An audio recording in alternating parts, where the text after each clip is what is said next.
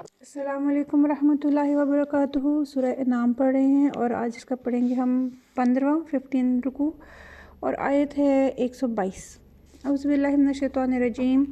بسم اللہ الرحمن الرحیم۔ اوا اور کیا من جو شخص کانا تھا میتن مردہ فاحییناہ پس زندہ کیا اس کو ہم نے، وجعلنا اور بنا دی ہم نے لہو اس کے لیے نورن روشنی یا نور، یمشی وہ چلتا ہے بھی ساتھ اس کے فی الناسی لوگوں میں، کمم مثلہ اس شخص کے مانند ہو سکتا ہے یا اس کی مانند ہو سکتا ہے جو فی ظلمات اندھیروں میں ہے، لیس بخارج نہیں ہے نکلنے والا، منہا اس سے، کذالک اسی طرح زینا للکافرین مزین کر دیا کافروں کے لیے، ما کانوا جو تھے وہ یعملون وہ عمل کرتے۔ یہ اللہ تعالیٰ یہاں پھر ایک سوال کر رہے ہیں کہ ایک ایسا شخص جو پہلے مردہ تھا اور پھر اسے زندہ کیا گیا اور اسے نور عطا کیا گیا اور اس کو جو ہے اور وہ چلتا پھرتا ہے اس نور کے ساتھ لوگوں میں، کیا وہ ایسے شخص کی مانند ہو سکتا ہے جو ہمیشہ اندھیروں میں رہنے والا ہو اور اسے کبھی نہ اندھیروں سے کبھی نہ نکل سکتا ہو؟ یہ جو یہ آیت ہے اس میں جو یہ مردے سے مراد ایک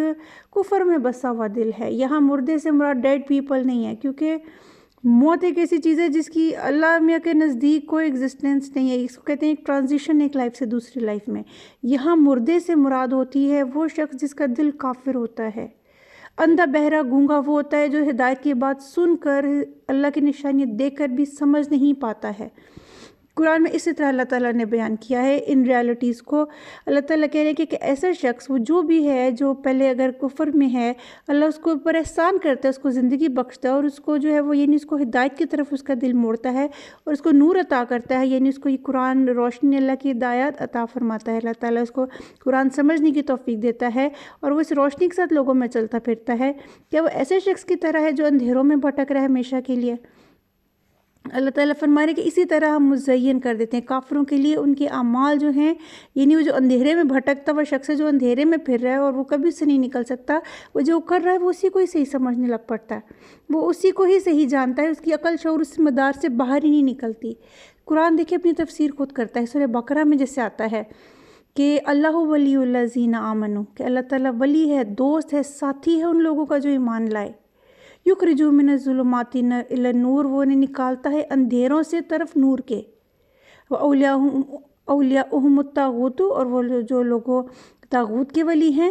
یخرجونہم من النور الی الظلمات وہ جو طاغوت ہے وہ ان کو نکالتے ہیں نور سے طرف ظلمات کے، کہ جو اللہ ہے وہ اپنے بندے کو اندھیروں سے، کفر اور جہالت کے اندھیروں سے نکال کر نور اور ہدایت کی طرف لاتا ہے، اور جو طاغوت ہیں جو شیاطین ہیں اور جو بری طاقتیں ہیں طاغوت، وہ انسانوں کو نور سے نکال کے اندھیروں کی طرف لے جاتے ہیں، اور وہ جو اندھیروں میں بھٹکتے کافر ہوتے ہیں ان کے لیے ان کے اعمال مزین ہوتے ہیں، وہ ان کو بہت صحیح اور خوبصورت سمجھتے ہیں وہ۔ وَكَذَلِكَ اور اسی طرح جعلنا بنا دی ہم نے فی کل قریۃ ہر بستی میں، اکابرا بڑے بڑے اس کے، مجرمیہا اس کے مجرموں کو، لیمکروا تاکہ وہ مکر کریں فیہا اس میں، وما اور نہیں یمکرون وہ مکر کرتے الا مگر بانفسہم اپنے نفسوں سے، وما یشعرون اور نہیں وہ شعور رکھتے۔ یہ ایک آپ اسے کہہ لیں کہ ایک سنت رہی ہے، ایک ہسٹری رہی ہے کہ اسی طرح کہ ہر قوم میں، ہر امت میں جو امراء اور اکابرین ہوتے ہیں، اللہ تعالیٰ نے ان کو ان کا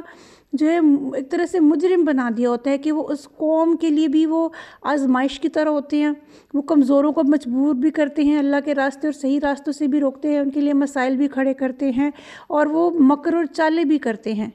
جب آپ صلی اللہ علیہ وسلم نے اسلام کی دعوت دی تو ان پر جو ایمان لانے والے لوگ تھے وہ غرباء لوگ تھے،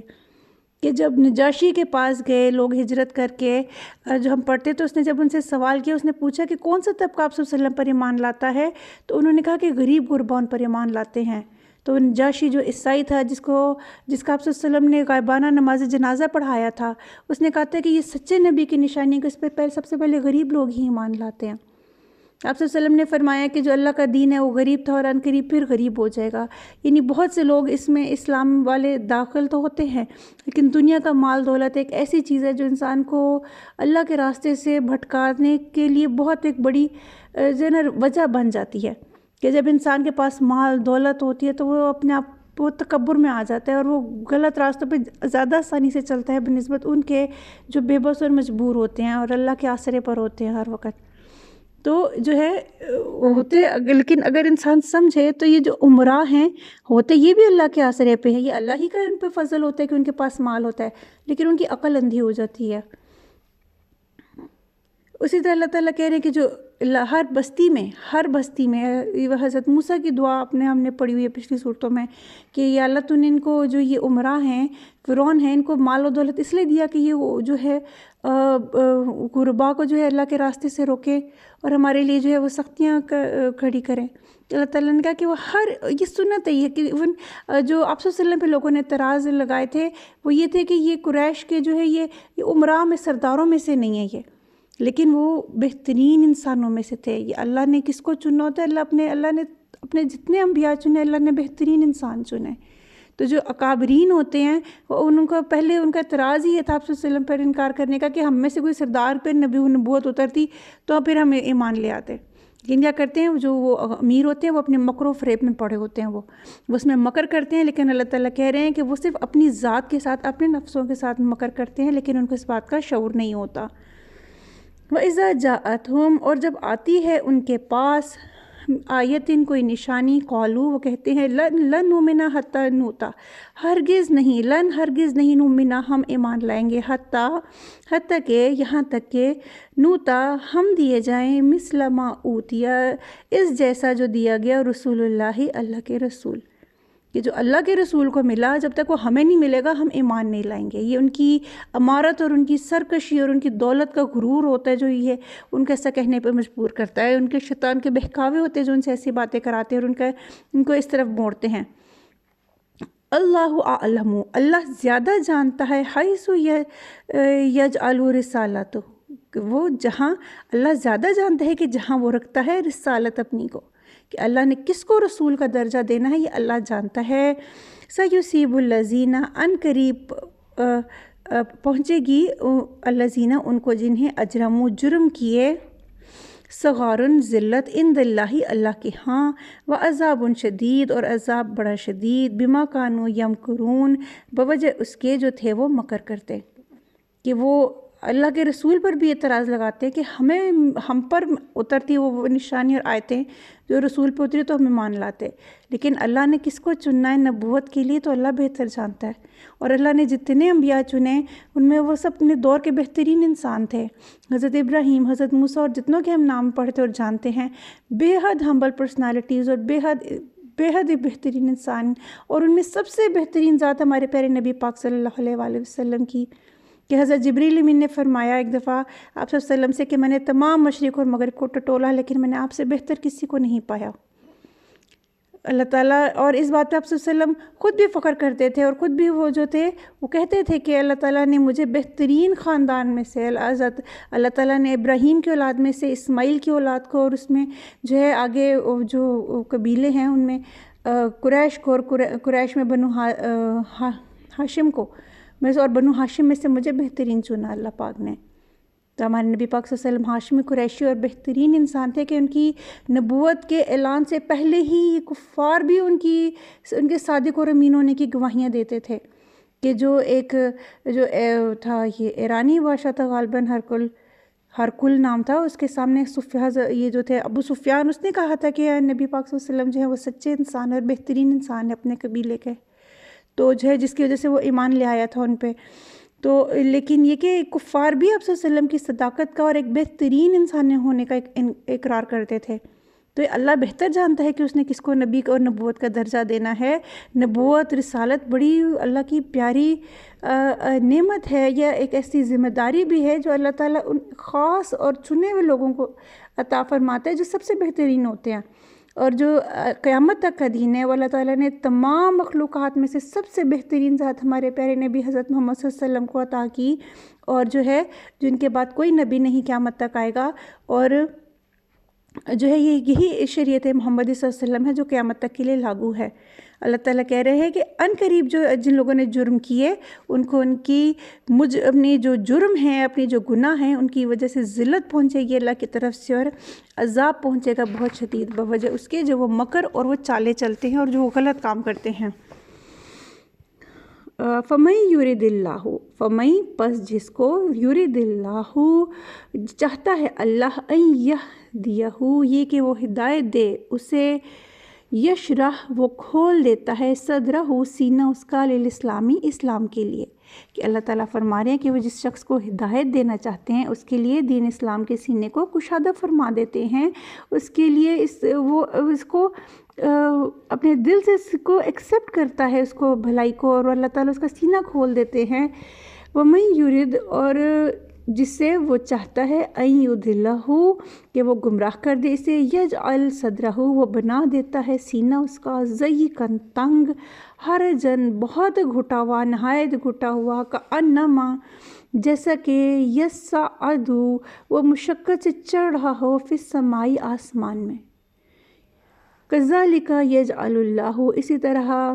ڈال دیتا ہے اللہ رجس نجاست کو علی الذین اوپر ان کے جو لا یؤمنون نہیں وہ ایمان لاتے، کہ اللہ تعالیٰ اپنا احسان کا بتا رہے ہیں کہ اللہ تعالیٰ جس کو ہدایت دینا چاہتے ہیں اس کے لیے سلامتی کے صحیح راستے کے اسلام کے لیے اس کا سینہ کھول دیتے ہیں، اور جس کو اللہ تعالیٰ گمراہ کرنا چاہتا ہے یہ اللہ کی حکمت اور اللہ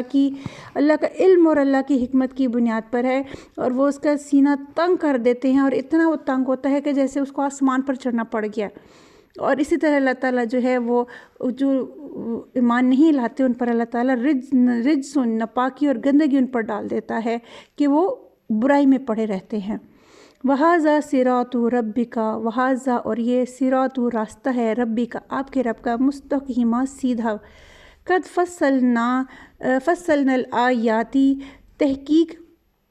تفصیل سے بیان کی ہم نے یا کھول کھول کر بیان کی ہم نے آیات لقومی اس قوم کے لیے یا ان لوگوں کے لیے یذکرون جو نصیحت قبول کرتے ہیں، کہ اللہ تعالیٰ کا راستہ تو بالکل سیدھا راستہ ہے، اور اللہ تعالیٰ کی جو آیات ہیں اللہ تعالیٰ کہتے ہیں ہم ان لوگوں کے لیے کھول کھول کر بیان کرتے ہیں، کہ ذکر بعد میں ریپیٹ ہوتی ہیں، قرآن اپنی تفسیر خود کرتا ہے ان لوگوں کے لیے جو نصیحت کو قبول کرتے ہیں۔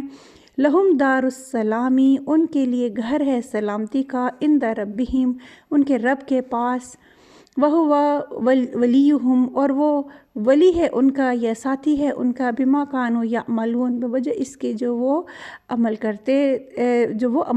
ہیں، کہ اللہ تعالیٰ اپنے اب انعام کا ذکر فرما رہے ہیں کہ ان کے لیے سلامتی کا گھر ہے اللہ کے پاس بھی، کہ دنیا میں تو ان کے لیے اللہ نے عزت مقام تو رکھا ہی ہے، قیامت کے بعد مرنے کے بعد بھی اللہ تعالیٰ کی ہاں ان کے لیے سلامتی والا گھر ہے، اور اللہ وہاں ساتھی ہے ان کا، اور وہ بوجہ جو ان کے اعمال تھے دنیا میں۔ وَيَوْمَ يَحْشُرُهُمْ اور جس دن وہ جمع کرے گا جمیعاً سب کو، یا معاشر الجن قد استکثرتم یا معاشر الجن اے گروہ جن قد استکثرتم تحقیق بہت سو کو لیا تم نے، من الانس انسانوں میں سے، وقالا اور کہیں گے اولیاءہم ان کے ساتھی، من الانسی انسانوں میں سے، ربنا استمتع اے ہمارے رب خوب فائدہ اٹھایا ہم نے، خوب جو ہے متاع حاصل کیا، خوب فائدہ اٹھایا، بعضنا ہم میں سے بعض نے، ببعض ساتھ بعض کے، وبلغنا اور پہنچ گئے ہم، اجلنا الذی اپنے وقت کو وہ جو، اجلتا مقرر فرمایا تھا تو نے، لنا ہمارے لیے۔ قال النار فرمائے گا نارو آگ، مسواکم تمہارا ٹھکانہ ہے، خالدین ہمیشہ رہنے والے ہو، فیہا اس میں، الا ما شاء اللہ مگر جو چاہے اللہ، ان ربک بے شک آپ کا رب، حکیم علیم بہت حکمت والا اور بہت علم والا ہے۔ یہ پہلے اللہ نے اہل ایمان کی بات کی کہ ان کے لیے دار السلام ہے اللہ کے پاس، پھر اللہ تعالیٰ کہہ رہے کہ جب ہم قیامت کے دن سب کو جمع کریں گے تو ہم جنات سے، یہ جنات جو ہے جو غیر انسانی مخلوق ہیں، جو شیاطین ہیں جس میں جنات سب آ جاتے ہیں، اللہ تعالیٰ کہے گا کہ تم نے انسانوں میں سے بہت سو کو بھٹکا دیا، بہت حصہ لے لیا تم نے انسانوں میں سے، تو جو انسان ہیں ان کے انسانوں میں سے ان کے ساتھی ہوں گے، وہ اللہ سے کہیں گے، وہ اقرار کریں گے کہ ہم نے دنیا میں ایک دوسرے سے بہت فائدہ اٹھایا ایک دوسرے کے ساتھ، یہاں تک کہ ہماری موت کا وقت آ پہنچا جو تو نے ہمارے لیے مقرر کر رکھا تھا۔ تو اللہ تعالیٰ کہے گا کہ جہنم ہے تم لوگ کا ٹھکانہ، آگ ہے تم لوگ کا ٹھکانہ۔ وجہ یہ ہے کہ جنات سے فائدہ اٹھانا، ان سے کام لینا، ان کے جو ہے ان کی پیروی کرنا ہے، کیونکہ جنات سے جو لوگ کام لیتے ہیں تو پھر ان جنات کی خواہشات کو بھی پورا کرتے ہیں، تو ان سے کام لیتے ہیں۔ تو اللہ نے ان لوگوں کا جو ٹھکانہ ہے وہ جہنم کو مقرر کیا ہے، اور وہ اس میں ہمیشہ رہنے والے ہیں۔ الا ماشاء اللہ، مگر جو اللہ چاہے، یعنی یہاں پہ یہ لکھا ہوا ہے کہ کسی کے ابدی جہنمی یا ابدی جنتی یا ابدی جو ہے ابدی جنتی اور ابدی جہنمی، اب جنتی کے بارے میں تو نہیں لیکن ابدی جہنمی کے بارے میں یہاں پہ ایک آیت آئی ہے کہ ہم کسی کو ابدی جہنمی بھی نہیں کہہ سکتے، کہ جو اصل فیصلہ ہے کہ کون ابدی جنتی ہے اور کون ابدی جہنمی ہے، یہ فیصلہ بہرحال اللہ کا ہے۔ اس لیے اللہ نے کہا کہ جو چاہے اللہ، بے شک آپ کا رب جو ہے بہت حکمت والا اور بہت علم والا ہے۔ وَكَذَلِكَ، اور اسی طرح، نولی، ہم ساتھی بنا دیں گے، بعض الظالمین بعضاً، بعض ظالموں کو بعض کے، بما کانوا یکسبون، بوجہ اس کے جو تھے وہ کماتے۔ کہ اللہ تعالیٰ نے فرمایا کہ جو ہے اسی طرح جو ظالم ہے وہ آپس میں ایک دوسرے کے ساتھی بن کے رہتے ہیں۔ کہتے ہیں انسان اپنے دوست سے، اپنے ساتھی سے پہچانا جاتا ہے۔ تو یہ دنیا میں جو روحیں ہیں، جب اللہ تعالیٰ نے تمام روحیں بنائیں تو نیک روحیں ایک طرف تھیں، بد روحیں ایک طرف تھیں، تو اللہ نے ان کو ساروں کو ملا دیا آپس میں۔ تو اللہ تعالیٰ سے فرشتوں نے کیا کہ یا اللہ تو اچھے بھلے الگ تھے، تو آپ نے ان کے ملا کیوں دیا؟ تو اللہ نے فرمایا کہ یہ جو میرے بندے ہیں، جو نیک لوگ ہیں، وہ اس دنیا میں اکٹھے رہ کے بھی یہ لوگ ایک دوسرے سے الگ الگ ہی رہیں گے، کہ رہتے بے شک ایک جگہ ہوں گے، لیکن آپ یہ دیکھیں گے کہ نیک لوگوں کے دوست نیک لوگ ہوتے ہیں اور برے لوگوں کے ساتھی برے لوگ ہی ہوتے ہیں۔ تو انسان اپنی صحبت سے پہچانا جاتا ہے۔ تو اس لیے اللہ نے کہا کہ اسی طرح جو ہے ہم ظالموں میں سے بھی بعض کو دوسرے کا ساتھی بنا دیں گے، بوجہ ان کے جو وہ کماتے ہیں، جو وہ عمل کرتے ہیں، ان کا عمل چونکہ ایک سا ہوتا ہے اس لیے وہ ایک دوسرے کے ساتھی بن جاتے ہیں۔ اللہ تعالیٰ ہمیں اس کتاب کو سمجھنے کی توفیق دے اور ہمیں صراط مستقیم کی توفیق دے۔ کوئی سوال ہو تو آپ کمنٹس میں پوچھ سکتے ہیں۔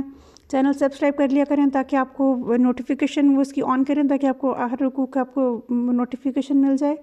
اپنا خیال رکھیے گا، اللہ حافظ۔